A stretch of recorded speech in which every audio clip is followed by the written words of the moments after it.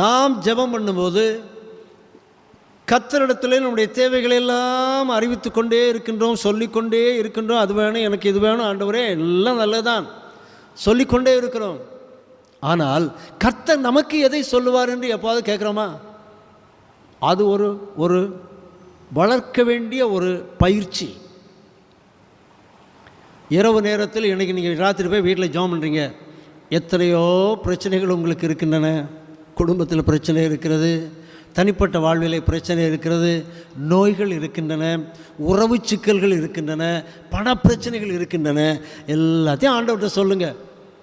ஆண்டவரே, இன்னென்ன மாதிரி பிரச்சனையெல்லாம் இருக்கிறது ஆண்டவரே என்று சொல்லிவிட்டு அவர் உங்களுக்கு என்ன சொல்லுவார் என்று காத்திருங்கள். அவர் உங்களுக்கு என்ன சொல்லுகிறார் என்று காத்திருங்கள். ஆண்டவர் அதற்கு ஒரு பதில் வைத்திருப்பார்.